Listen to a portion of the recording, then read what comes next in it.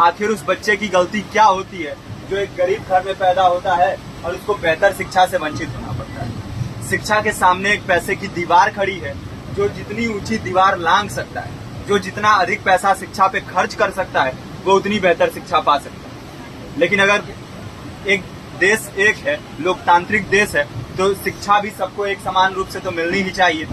आज परिस्थिति ये है कि एक तरफ तो प्राइवेट स्कूल हैं जो लूट के अड्डे बने हुए हैं, वहां पे आप एडमिशन कराने जाएंगे तो सिर्फ एडमिशन के नाम पे ही आपको 10,000 20,000 रुपए देना होगा।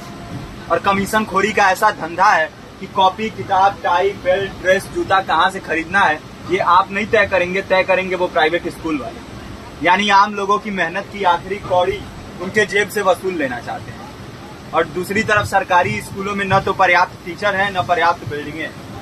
2019 का ही ये पुराना आंकड़ा है कि हर 100 में से 52 स्कूलों में या तो एक टीचर है या 2 टीचर हैं। और उन्हीं टीचरों के ऊपर जिम्मेदारी थोप दी जाती है कि जनगणना करो, मतगणना करो, पशुगणना करो, तमाम काम करवाए जाते हैं। और 19 के बाद से तब से कितने टीचर रिटायर हुए होंगे और 18 के बाद से कोई टीचर की वैकेंसी भी नहीं है। आप खुद भी सोच सकते हैं ये परिस्थिति और कितनी बिगड़ी हो। इसीलिए हम लोग ये मांग उठा रहे हैं, चाहे कोई राष्ट्रपति का बच्चा हो या किसी मजदूर का, सबको शिक्षा एक समान मिलनी चाहिए और निःशुल्क रूप से मिलनी चाहिए। प्रेमचंद ने अपने दौर में भी कहा था कि एक सभ्य समाज में ऊंची से ऊंची तालीम मुफ्त होनी चाहिए और इसका पूरा खर्च गवर्नमेंट को उठाना चाहिए, क्योंकि हमारे देश को फौज से ज्यादा आवश्यकता तालीम की है। और शिक्षा से जुड़ता हुआ ही दूसरा मुद्दा हम लोग उठा रहे हैं। दूसरा मुद्दा है रोजगार का। रोजगार की परिस्थिति ये है कि आज सरकारी सेक्टर हो या प्राइवेट, सब कुछ ठेका संविदा के हवाले किया जा रहा है। परमानेंट नौकरियां लगातार घटाई जा रही है। इसी रेलवे में 1995 के आसपास लगभग 18.5 लाख कर्मचारी काम करते थे, लेकिन आज उनकी संख्या 12 लाख है। आप खुद भी सोच सकते हैं कितने बड़े पैमाने पे परमानेंट पदों को घटाया जा रहा है। और आज आलम ये है, एक तरफ लाखों पद खाली पड़े हैं, फिर भी कोई वैकेंसी नहीं निकलती। जो वैकेंसियां निकलती हैं उनमें भ्रष्टाचार होता है, पेपर लीक हो जाते हैं।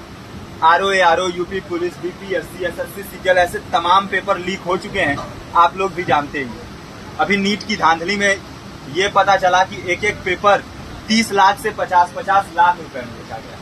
हम और आप तो ये पैसा नहीं दे सकते। पूरी की पूरी कारस्तानी सरकार, प्रशासन, शिक्षा माफियाओं की होती है। और भुगतता कौन है? आम घरों के लोग, जो लोग सालों साल तैयारी करते हैं, दिन भर में 10-10 घंटे, 12-12 घंटे पढ़ते हैं। और इतनी कड़ी मेहनत के बाद, सालों साल की मेहनत के बाद उनके हाथ लगती है तो सिर्फ हताशा, निराशा, अवसाद।